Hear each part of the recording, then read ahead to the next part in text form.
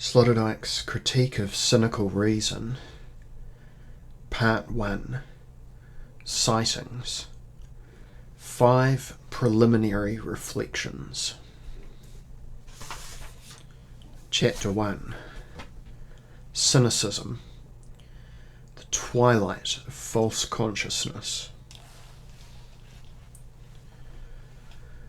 Quoting Franz Jung, Die Eroberung des Maschinen, 1921.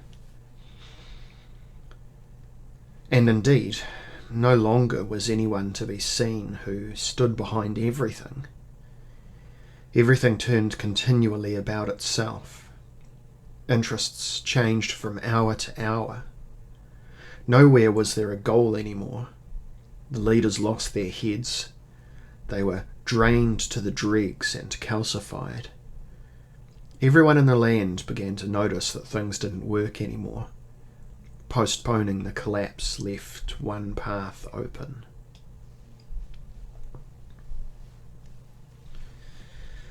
The discontent in our culture has assumed a new quality. It appears as a universal, diffuse cynicism. The traditional critique of ideology stands at a loss before this cynicism. It does not know what button to push in this cynically keen consciousness to get enlightenment going. Modern cynicism presents itself as that state of consciousness that follows after naive ideologies and their enlightenment. In it, the obvious exhaustion of ideology critique has its real ground. This critique has remained more naive than the consciousness it wanted to expose. In its well-mannered rationality, it did not keep up with the twists and turns of modern consciousness to a cunning, multiple realism. The formal sequence of false consciousness up to now, lies, errors, ideology, is incomplete. The current mentality requires the addition of a fourth structure, the phenomenon of cynicism.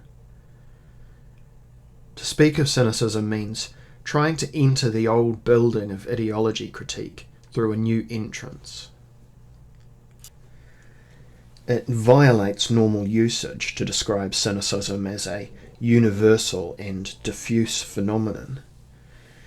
As it is commonly conceived, cynicism is not diffuse, but striking, not universal, but peripheral and highly individual. The unusual epithets describe something of its new manifestation, which renders it both explosive and unassailable. The ancient world knows the cynic, better, cynic, as a lone owl and as a provocative, stubborn moralist. Diogenes in the tub is the archetype of this figure. In the picture book of social characters, he has always appeared as a distance-creating mocker, as a biting and malicious individualist who acts as though he needs nobody and who is loved by nobody, because nobody escapes his crude, unmasking gaze uninjured. Socially, he is an urban figure who maintains his cutting edge in the goings-on of the ancient metropolises. He could be characterized as the earliest example of declassed or plebeian intelligence. His quote-unquote cynical turn against the arrogance and the moral trade secrets of higher civilization presupposes the city, together with its successes and shadows. Only in the city, as its negative profile, can the figure of the cynic crystallize in its full sharpness, under the pressure of public gossip and universal love-hate. And only the city can assimilate the cynic, who ostentatiously turns his back on it, into the group of its outstanding individuals, on whom its liking for unique, urbane personalities depends. The fertile ground for cynicism in modern times is to be found not only in urban culture, but also in the courtly sphere. Both are dyes of pernicious realism, through which human beings learn the crooked smile of open immorality. Here, as there, a sophisticated knowledge accumulates in informed, intelligent minds. A knowledge that moves elegantly back and forth between naked facts and conventional facades. From the very bottom, from the D-classed urban intelligentsia, and from the very top, from the summits of statesmanly consciousness, signals penetrate serious thinking. Signals that provide evidence of a radical, ironic treatment, Ironisierung, of ethics and of social conventions, as if universal laws existed only for the stupid, while that fatally clever smile plays on the lips of those in the know. More precisely, it is the powerful who smile this way, while the cynical plebeians let out a satirical laugh. In the great hall of cynical knowledge the extremes meet. Eulenspiegel meets Richelieu. Machiavelli meets Rameau's nephew. The loud condottieri of the Renaissance meets the elegant cynics of the Rococo. Unscrupulous entrepreneurs meet disillusioned outsiders, and jaded system strategists meet conscientious objectors without ideals. Since bourgeois society began to build a bridge between the knowledge of those at the very top and those at the very bottom, and announced its ambition to ground its worldview completely on realism, the extremes have dissolved into each other. Today the cynic appears as a mass figure, an average social character in the upper echelons of the elevated superstructure. It is a mass figure not only because advanced industrial civilization produces the bitter loner as a mass phenomenon.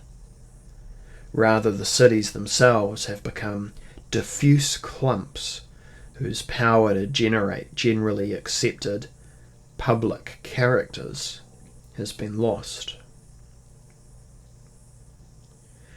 The pressure toward individualization has lessened in the modern urban and media climate. Thus, modern cynics, and there have been mass numbers of them in Germany, especially since the First World War, are no longer outsiders, but less than ever do they appear as a tangibly developed type. Modern mass cynics lose their individual sting and refrain from the risk of letting themselves be put on display. They have long since ceased to expose themselves as eccentrics to the attention and mockery of others. The person with the clear, evil gaze has disappeared into the crowd. Anonymity now becomes the domain for cynical deviation. Modern cynics are integrated, asocial characters on the score of subliminal illusionlessness, are a match for any hippie.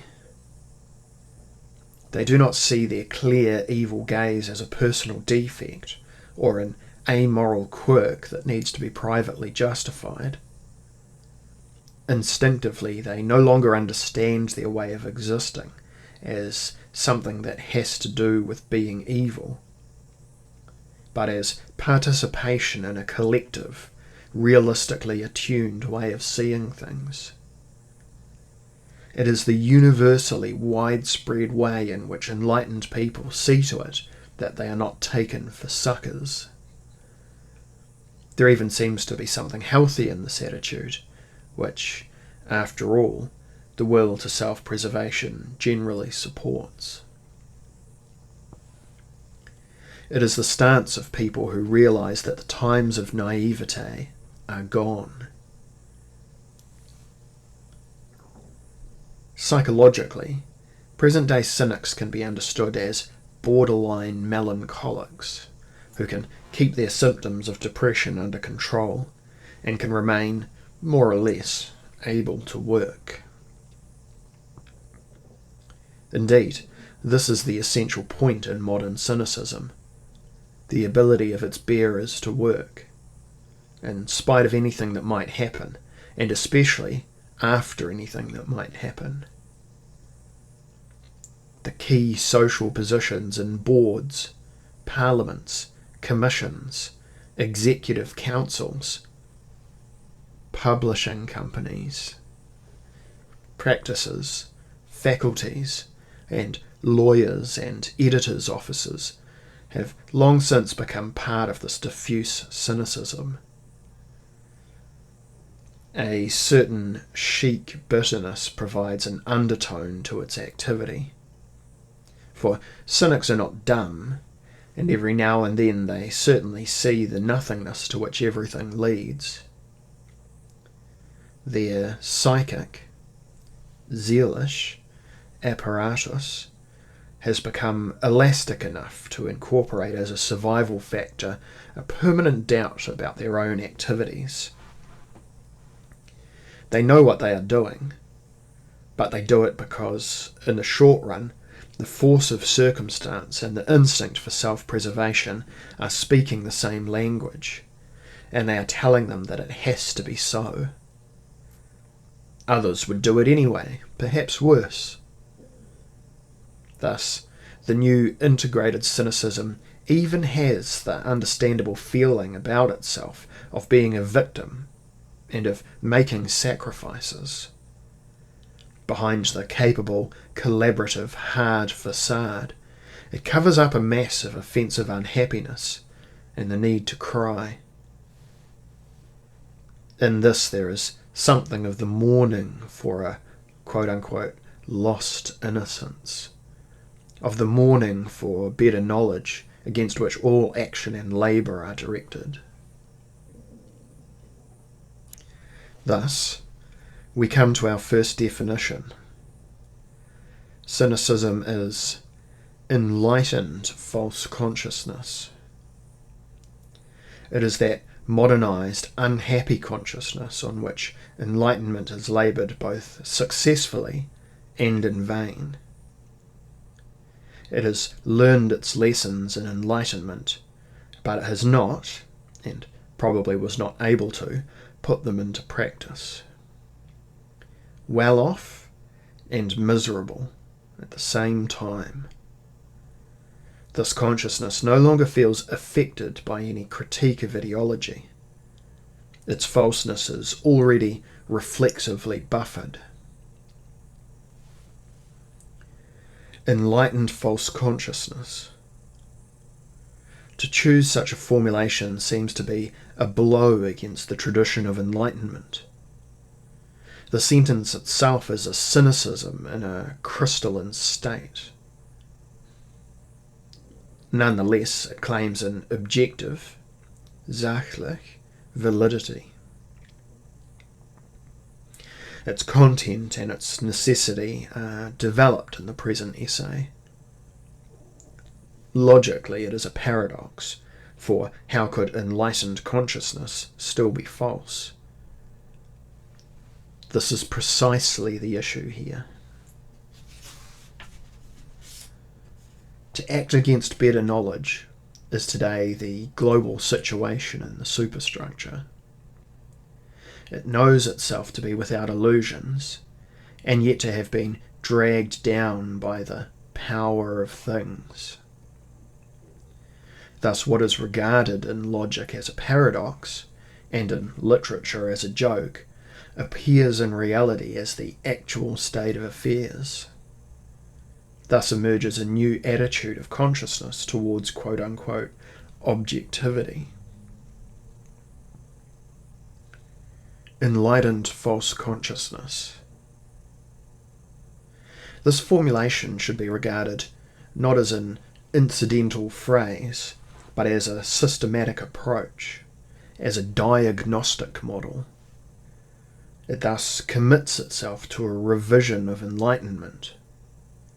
It must clarify its relation to what is traditionally called false consciousness.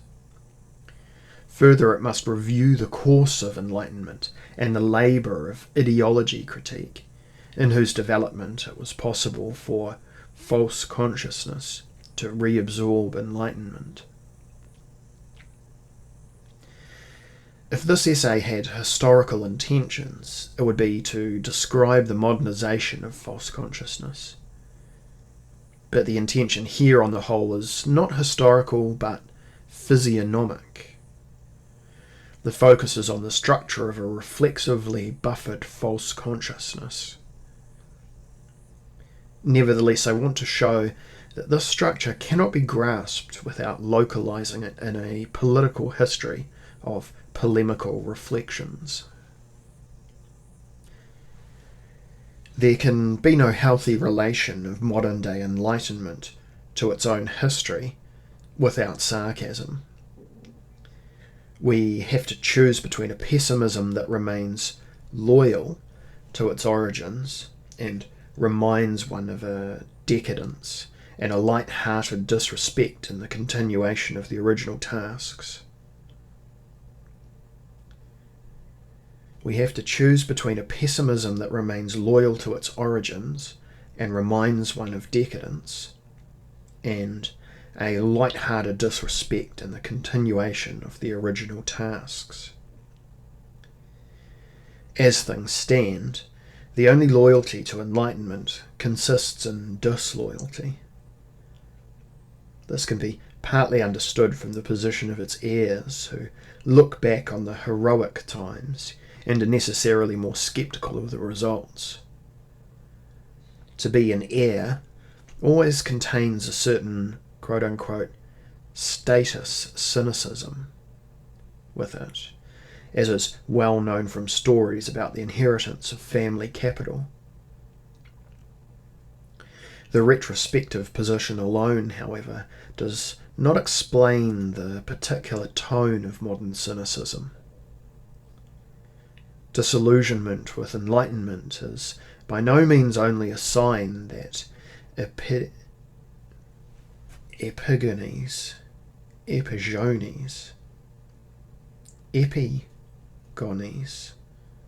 epigones, I've never seen that word before. Okay, apparently it means an inferior imitator. Disillusionment with enlightenment is by no means only a sign that epigones can and must be more critical than the founders. The characteristic odour of modern cynicism is of a more fundamental nature. A constitution of consciousness afflicted with enlightenment that, having learned from historical experience, refuses cheap optimism. New values? No thanks. With the passing of defiant hopes, the listlessness of egoisms pervades. In the new cynicism, a detached negativity comes through that scarcely allows itself any hope. At most, a little irony and pity. In the final analysis, it is a matter of the social and existential limits of enlightenment. The compulsion to survive and desire to assert itself have demoralized enlightened consciousness. It is afflicted with the compulsion to put up with pre-established relations that it finds dubious, to accommodate itself to them, and finally even to carry out their business. In order to survive, one must be schooled in reality. Of course, those who mean well call it growing up, and there is a grain of truth to that. But that is not all. Always a bit unsettled and irritable, collaborating consciousness looks around for its lost naivety, to which there is no way back, because consciousness raising is irreversible.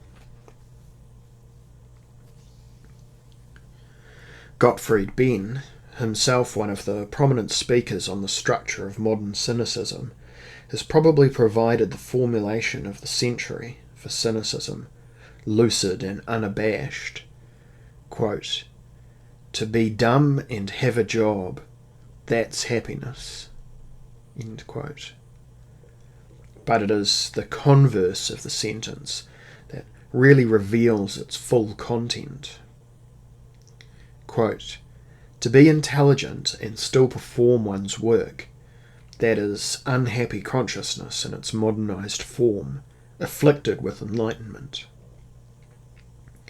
Such consciousness cannot become dumb and trust again. Innocence cannot be regained. It persists in its belief in the gravitational pull of the relations to which it is bound by its instinct for self-preservation.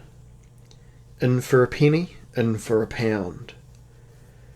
At 2,000 marks net a month, counter-enlightenment quietly begins. It banks on the fact that all those who have something to lose come to terms privately with their unhappy consciousness, or cover it over with engagements." End quote. The new cynicism, precisely because it is lived as a private disposition that absorbs the world situation, does not glaringly draw attention to itself in a way that would correspond to the concept itself. It envelops itself in discretion. As we will soon see, this is a key word for charmingly mediated alienation. The self-cognizant accommodation, which has sacrificed its better judgment to compulsions, no longer sees any reason to expose itself aggressively and spectacularly. There is a nakedness that no longer has an unmasking effect, and in which no naked fact appears on whose grounds one could position oneself with serene realism. There is something lamentable about the neo-cynical accommodation to given circumstances. It is no longer self-confidently naked. For this reason, it is also methodologically quite difficult to bring this diffuse, murky cynicism to expression. It has withdrawn into a mournful detachment that internalizes its knowledge as though it was something to be ashamed of, and as a consequence, it is rendered useless for taking the offensive. The great offensive parades of cynical impudence have become a rarity. Ill humour has taken its place, and there is no energy left for sarcasm.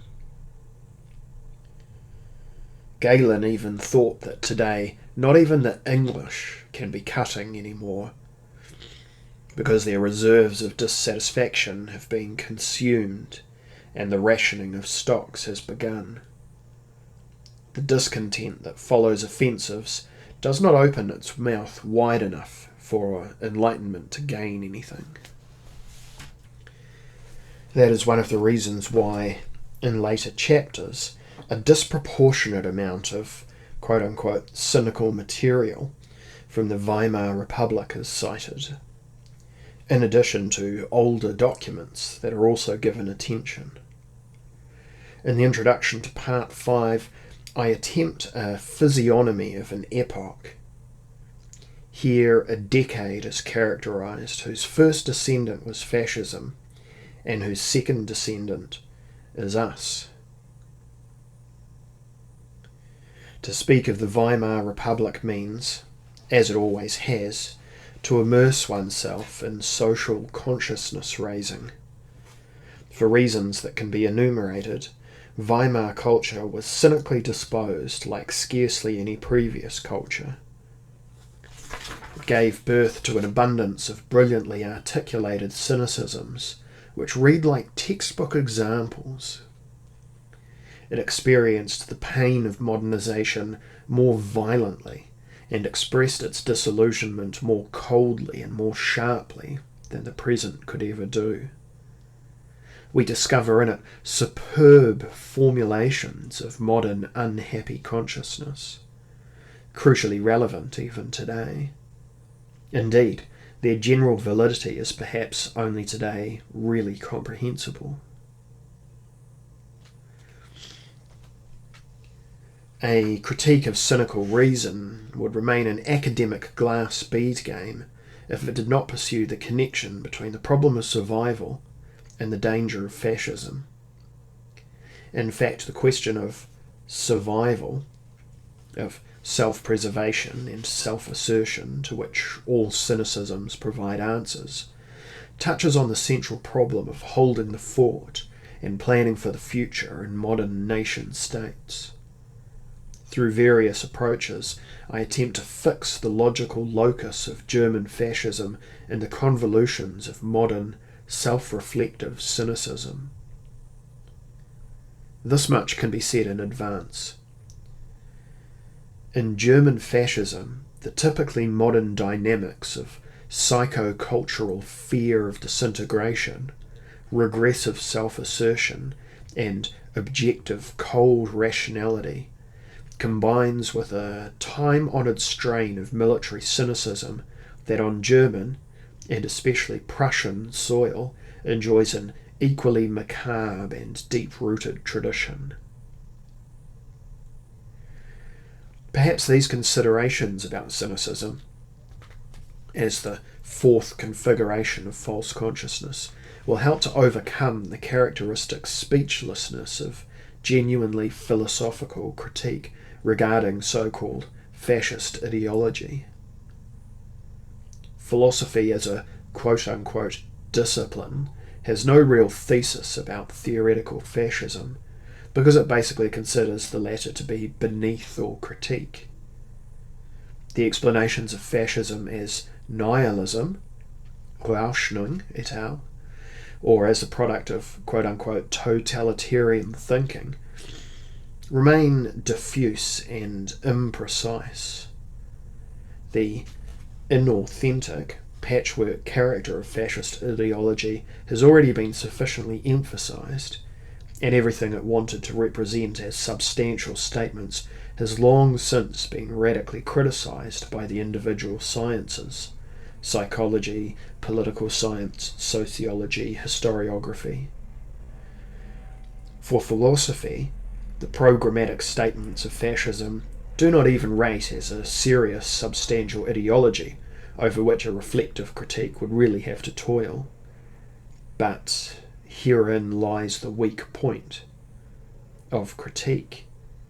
It remains fixated on quote-unquote serious opponents, and with this attitude it neglects the task of comprehending the ideological template of quote-unquote unserious, shallow, quote-unquote systems.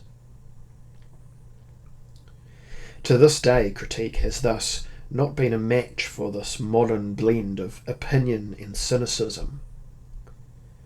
But since questions of social and individual self-preservation are discussed precisely in such blends, there are good reasons for concerning oneself with their composition. Questions of self-preservation must be approached in the same language as those of self-destruction, Selbstvernichtung. The same logic and the repudiation of morality seems to operate in them. I call it the logic of the, quote, cynical structure, end quote. That is, of the self-repudiation of refined ethics.